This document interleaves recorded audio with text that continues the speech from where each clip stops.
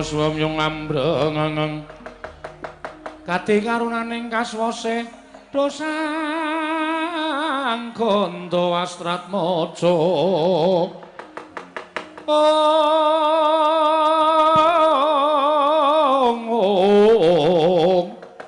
long lalu mangulati surya mangang sang wayah ngaglah ngregancang yayah lintang bima sekti nganu waktu ting naga ta menika to warnane panenggak Pandhawa Raden Bratasena ya Wijasena ya Bimasena nalika semantening Ciptaarsa tumuju wonten ing Wanamarta ngemban dawuh timbalanipun ingkang wau Ngastina Prabu Dastarastra supados babat telenging Wanamarta watak wantuning Sang Bratasena lamun darbi gegayuhan datan nate mundur saking geguntur datan nate mendha saking pangrerepa sigra matek aji Bandung Bandawasa wungkal bener pangantep-antep raranipun ingkang pamaning Mandira Jajar Raden Gandamana winadeg punang ngaji Jaya Kawijayan sikil tengen den uncalake saben suku dawah wonten ing Bantala jemblong sak sumur-sumur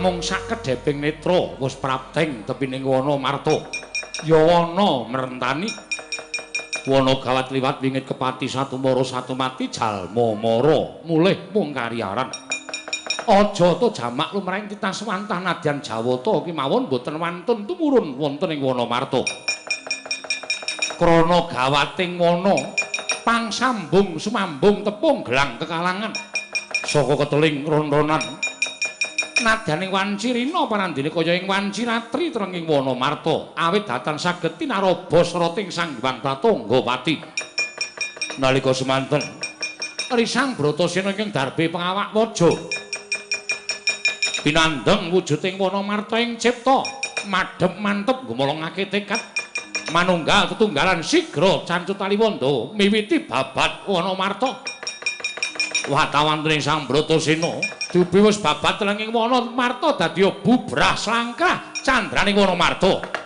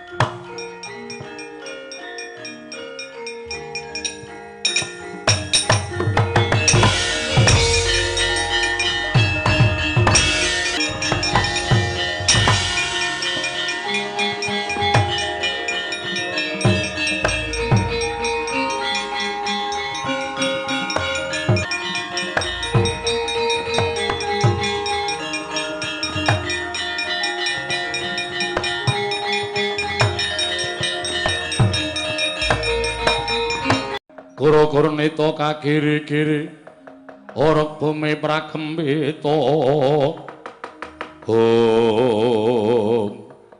wah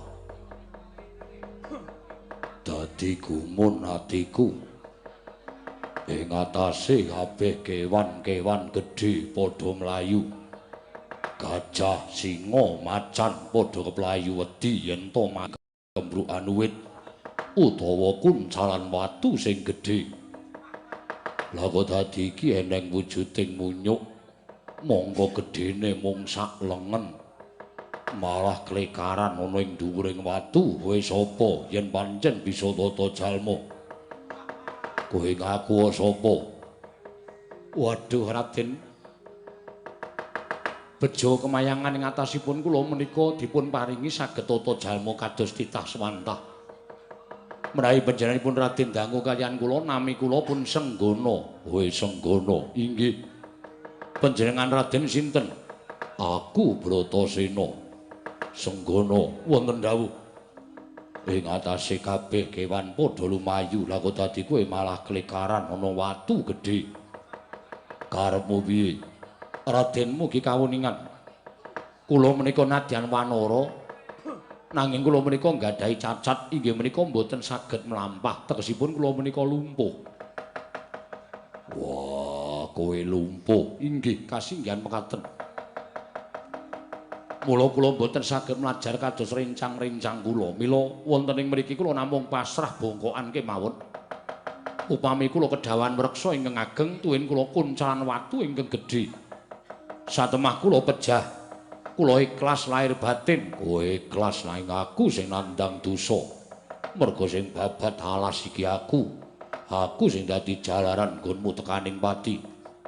Mula nadyan kanthi ora kasengaja tumraping Hyang Mahanasa ngilani nyawane sak pepadaning urip kuwi klebu tumindak dosa. Mula aku ora bakal neruske nggonku tumandang sadurunge kowe lunga saka papan kene. Nuwun sewu. Lajeng anggen kula badhe kisah kados pundi to Raden wong nyatanipun kula menika sampun matur kula menika lumpuh. Yen pancen kowe ora gelem lan ora iso mlaku apa kowe ikhlas yen kowe tak uncalake saka papan kene aja nganti tekaning pati. Yen bisa tibamu tak tibake ana ing banyu supaya aja nganti lara awakmu. Alah dalah syukur Raden, syukur. Menawi jengantika Raden kersa tetulung dhateng jasad kula monggo. Kula aturi nguncalaken dhateng kados mangke kula mboten kedawan mreksa tuwin kuncalan watu ingkang ageng. Yen pancen mengkono tata-tata lak candhak awakmu tak uncalke supaya tiba ning kali aja nganti lara awakmu sing baku aja nganti mati sia. Iki ngesalaken dawuh Raden.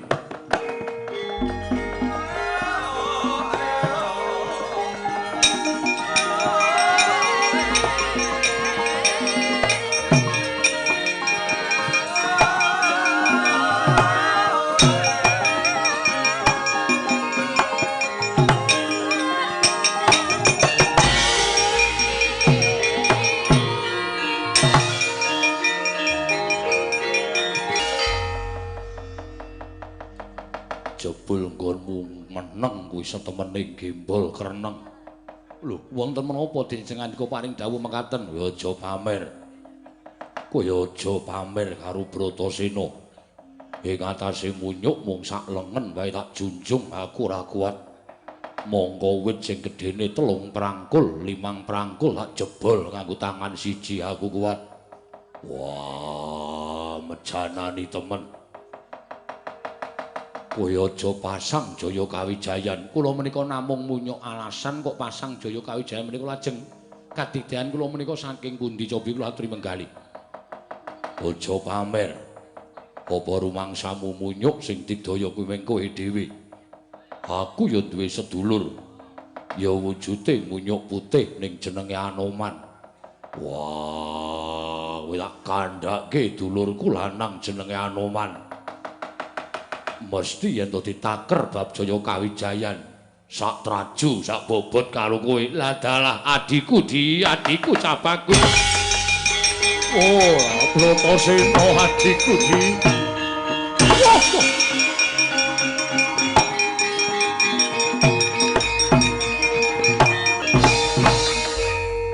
Lah kok barang pun Kakang ngrangkul Siadi kok Siadi malah nibani tangan kelawan pun Kakang. Wah, kowe mau muni piye? Siadi mau muni piye? Adine sapa? Kowe kuwi adiku sing kandha sapa? Lah kowe mau nyebut yen to kowe duwe dulur lanang jenenge Anoman kakangmu. Kowe tak kandhani ya Anoman kuwi aku. Mencla-mencle cangkeme. Mencla-mencle piye? Mau kowe ngaku jenenge Senggana. Aku ora tau duwe sedulur jenenge Senggana. Tak kandhani ya. Senggana kuwi ya Anoman, Anoman kuwi ya Rama Ndayapati, ya Maruti. Lan sak piturute jenengku ki akeh. Ning pancen aku sengaja yen to mau ngaku jenenge Senggana. Bareng Siadi Prasaja ente duwe dulur tuwa jenenge Anoman, mula aku ngrangkul karo Siadi. Aku ora percaya. Lho, kok ora percaya sebabe?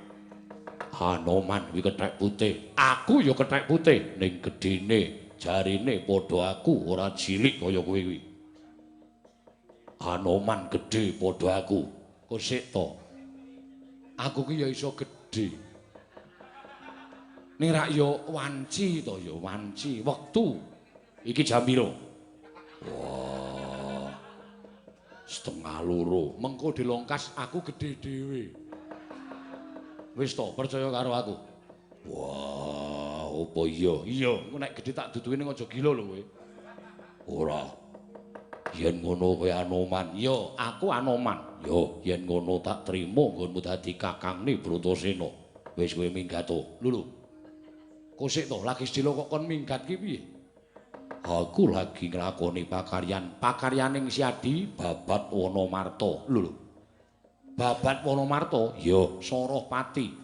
Sarapati tegese piye? Alas iki gawat kliwat wingit kepati satu mara satu mati jalma mara keplayu. Yen Siadi bakal Babat Wonomarta iki tegese Siadi ngloropake awakmu ning juranging kasangsaran. Perkara bejo cilaka bungah susah. Kepenak ora kepenak sandange dhewe iki wis dadi anteping tekadku. Yen ngono ora kena dipenggak, ora. Yen ora kena dipenggak, aku tak ngrewangi Siadi, ora sudi. Lho. Ora sudi piye? Nggonku babat arep tak lakoni dhewe. Kelakon ya saka aku, ora ya saka aku. Pun Kakang ki dulurmu tuwa. Yen ngerti bot-ripoting kadang taruna mesti pun Kakang bakal sak biyantu. Aku wegah. Dasarmu apa kok wegah tak rewangi? Sesuk yen iki dadi negara, kowe mesti kandha karo kanca-kancamu Bratasena lesa ndadekke negara Wonomarta. Mergo dibantu nggone babat karo Anoman. Aku wegah. Aku moh yen keputangan budi dadi negara ya saka aku, ora dadi negara ya saka Bratasena. Mati uripku tak pasrahke ning Wonomarta. Wiladala. Dadi pun Kakang ora mbok tampa nggone labuh lapet kelan Siadi. Ora. Aku dulurmu tuwa, mestine Siadi bangun miturut karo dulur tuwa. Aku bakal bangun miturut. Yen siji iki aja mbok peksa aku manut karo Anoman. Mula kowe minggat to, wis semingkira. Yo, aku mengko bakal semingkir ning tak tanjakke nggonku duwe rasa kangen karo Siadi. Ora keteng sedilo ayo jagongan, gitu apa-apane wong jagongan, apa-apane wong nyambut gawe. Jagongan liya dina. Laden ana ora ketemu sedilo. Wah, minggat ora. Yai. Laden ana ora keteng sedilo, minggat ora. Wah, ora gelem minggat dupak kowe.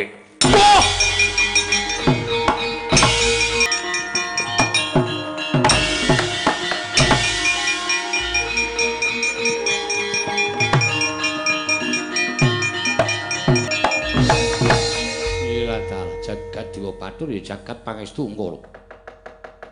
Lah kok dadi kaya ngono pambegane adikku lanang si Bratasena jumbuh kalawan ngendikaning Kewang Pikulun Bathara Bayu. Dosa kau bongol. Monggo yen duwe kekarepan pengawak waja ora kena tindakke dening apa wae. Wah, jagat Dewa Bathur. Wah, bombong penggalipun Kakang Yayi. Dene aku duwe dulur sing pambeganing kaya Siadi aja. Nganti kuwatir Dimas tak jambangi saka kadohan.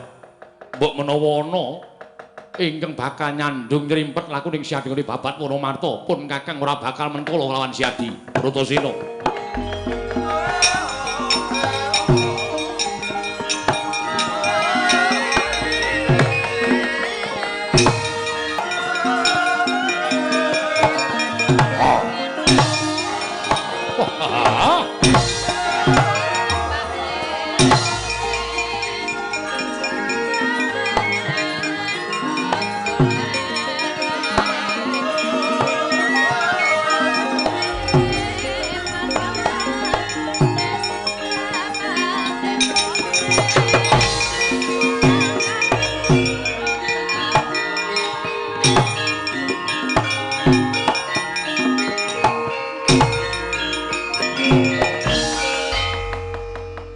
Sikara bala kang tumingal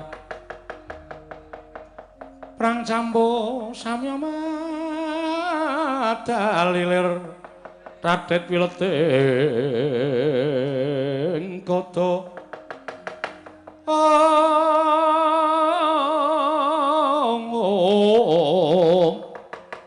lir radet wileting kota danyewangkung mangunjang niti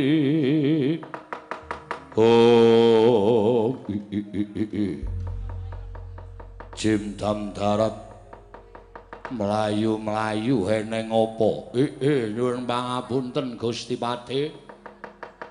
Sewu-sewu kalapatanipun ing adipun Jimdam darat kula nyuwun pangapunten ingkang sakalangkung kathah. Ing batos namung badhe munjuk atur ngersa paduka Gusti Pati sapu jagat. Slaminipun kula jejagi wonten tapel wates negari ing Indraprastha inggih negari Ngamarta inggih Wonomarta. Wonten satunggiling titah jalma menungsa ingkang wantun ngrisak pepasrening Wonomarta. Tata lair ngrubuhaken wreksa ingkang ageng glundhungaken sela.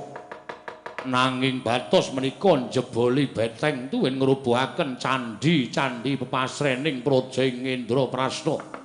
Inggih praja Ngamarta Gusti Pati. Nitik dhateng pawujudanipun satriyanipun Birawa Gudhek Wok Simbar Jaja Rekyana Pati mekaten menggaturipun ing abdipun Jimdam darat. Buta Pandhawa tata gati Wisraya Indriyaksasara Maruta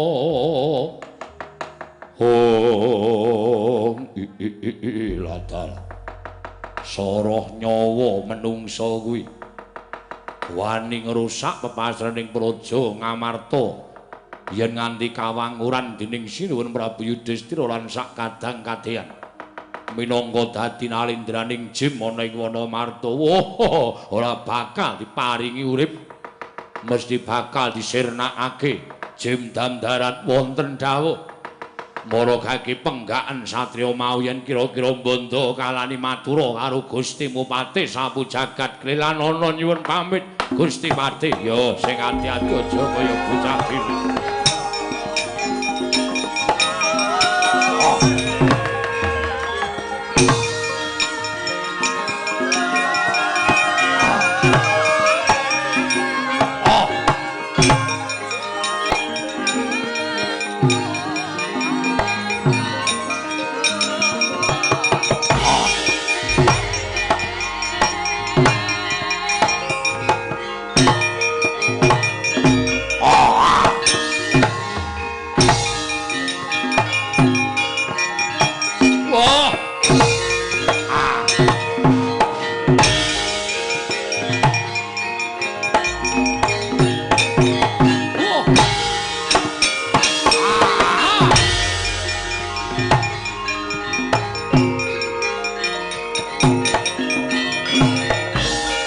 Tinututi lamun katututan lamun mangsa prawira tiktaya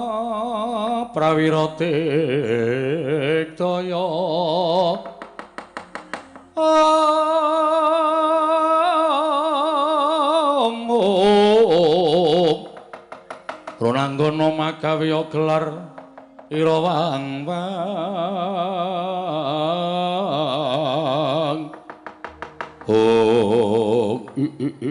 ladal Dikon mandheg ora gelem mandheg.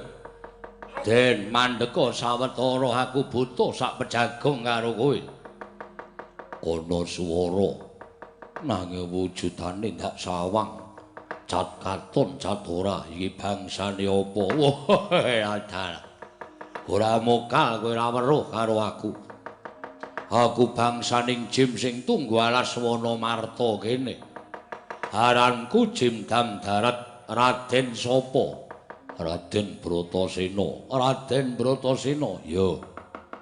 Apa wigatine dene kowe mbabati sarta ngrubuhake wit-wit sing gedhe, watu-watu mbok dukiri. Malah yen pancen kowe bangsaning Jim kepasang yugya katujuhe ngenu. Kowe kandha karo kanca-kancamu yen to dina iki Wonomarta dadi kukupaning Bratasena. Bakal ndak babati, bakal yasa negara.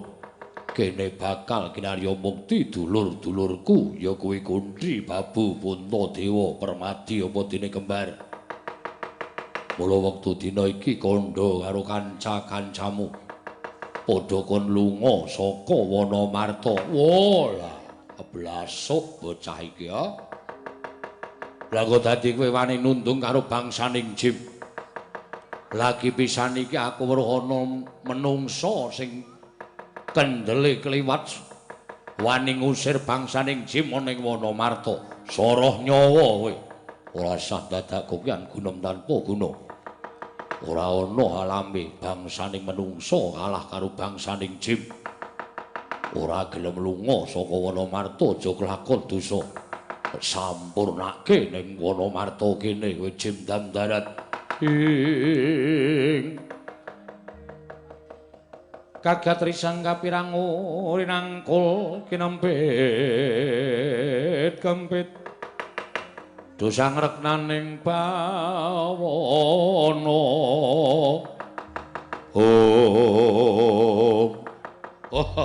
Ya wis ora kena dipringgake kanthi becik. Nggonmu duwe kekarepan dipalangono mesti bakal mlumpat diranti bakal medhot. Manut tak bondo tamlak krincung sikilmu tak aturke nalindraning Jim Prabu Yudhistira. Wah, ayo aja mengko ijen keroyokan Bratasena. Ha, gaglak limpah mak sesep getih. Wah.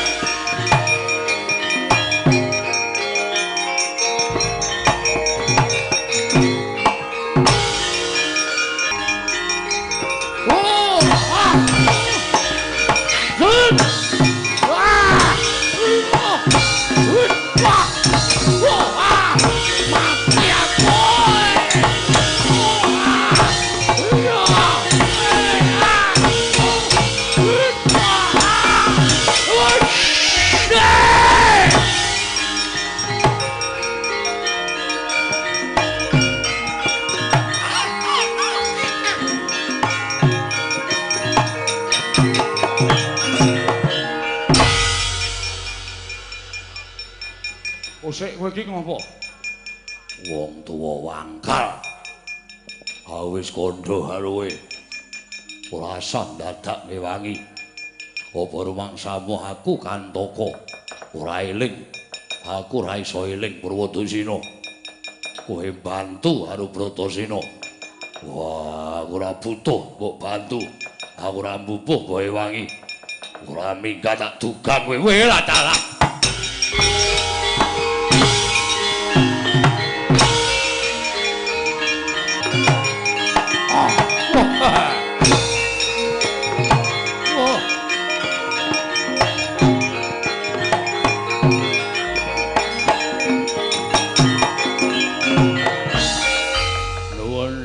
Gusti Pati katon mawut sandhangamu. Oh nggih. Ingkang sekawit kula mengsah kalian Raden Bratasena ingkang mbabati wana. Saged kula cokot mawi siung pengabit ingkang sawit kula cokot boten dipun raosaken. Nanging sareng kula watek daya kekuatan. Raden Bratasena saged Kantaka namung wonten wanara ingkang ulusipun seta. Ingkang ngrencangi Raden Bratasena Gusti Patih kula sumanggaken. Oh ladalah. Gugu karepe dhewe. Jimdam darat piyandeling patih sampun jagat mundur. Raden Bratasena. Kuat nadai daya kekuatanku tampang sutra jala kencana. Aku meguru karo kowe.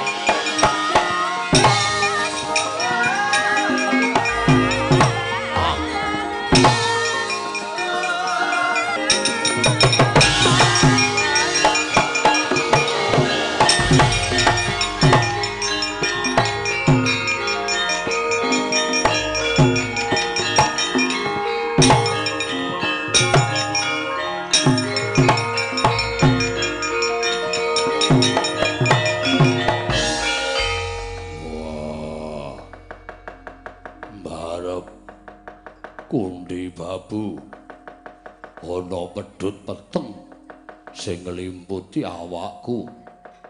Aku ora iso nyawang apa-apa, benda awakku tak jak obah. Pedhut saya kenceng nggone mbondhotot bebayuku. Saya suwe saya ora duwe kekuatan. Wah, Bundadewa.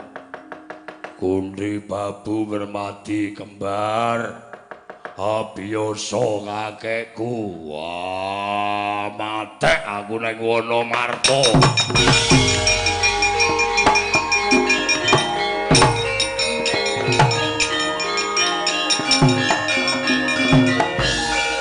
Ya dalah. Wong ki nek durung tau ketanggor mesti ya ngono kuwi. Ning saiki nek wis ketanggor, kowe arep ngene piye? Arep ngandhake nek alas iki ora gawat, alas iki iso mbok telukake. Mula dadi wong ki aja sok kulino kibir, mengko ndak kejungkir Bratasena. Cerewet. Wah, ora butuh mbok tulungi. Biasa. Bundadewa, Kundi Babu Permati. Kembar aku tulungono. Wah, ambek aku saya sesek. Wah, aku ora iso ambekan mati nang kene. Adikku adikku. Wong Kakang Bratasena. Nadyan pun Kakang tega larane nang ora bakal tega patine lak suwunke marang panguwasaning dat kamurwing dat. Kandidaya kemandhenku muga-muga iso mbelat pedhot ingkang mawa wisa iki ya Bratasena tak tulungi cah bagus.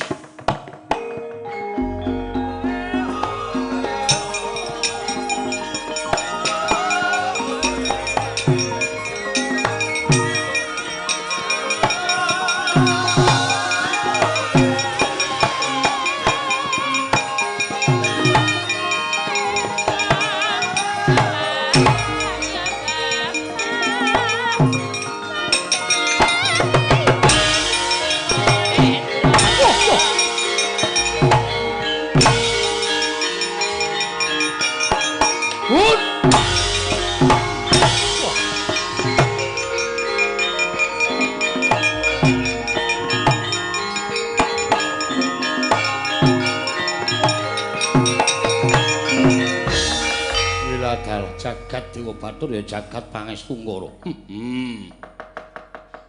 Wah. Ya upama aku ki nggone nalika Anoman isih nom biyen mesti runtik atiku. Wong ngulungi tanpa pamrih apa-apa lah kok ditendang sak penake dhewe nganti kontal kaprapal. Ning gandeng aku ki wis nggoni wong tuwa, mula anane mung sarwa ngalah lan sarwa semeleh kang dadi atine Anoman. Walah dal. Yayi. Nadyan si Adi wis gendak sik karo pun Kakang nanging iki mbok menawa tandha sih tresnamu karo pun Kakang. Yo, tak tampa, Bratasena. Atiku marem, atiku seneng duwe adi tunggal putra Sang Hyang Bathara Bayu. Jebul kowe duwe pengawak waja, duwe pambegan ing kaya mengkono angel dilukke dening apa wae. Yen duwe gegayuhan mesti kudu kelakon. Ya kaya ngono kuwi netepi tembung yen iya ya iya, yen ora ya ora. Ya mung tekan semene wae ngono mbantu karo kowe ya Bratasena. Aku tak bali ning Kendali Satombo. Taun kapan pirang taun meneh ketemu karo pun Kakang meneh Yayi.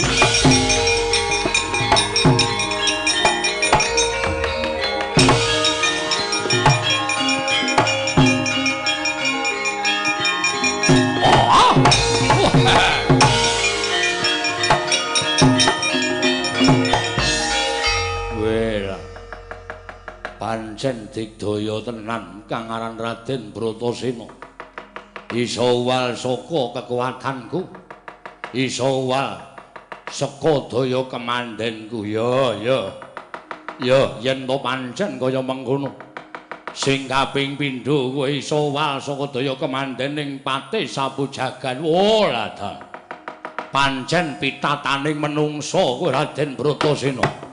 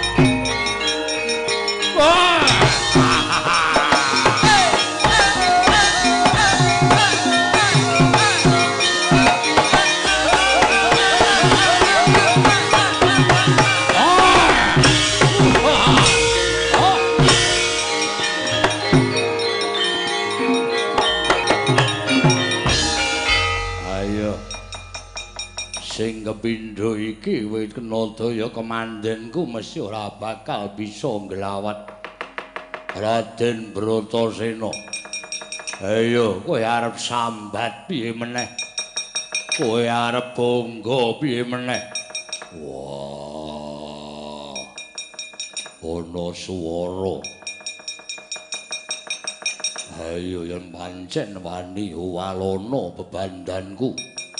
Adu arep karo aku ijen padha ijen. Wah, aja kaya ngene. Ayo, Uculana, Babu Kunti, Abiyasa. Wah, ambek aku sesek, mripatku saya bawur, saya ora weruh, Permadi. Wah, pinten tangsen aku tulungan. Wah, mutar kowe. Oh.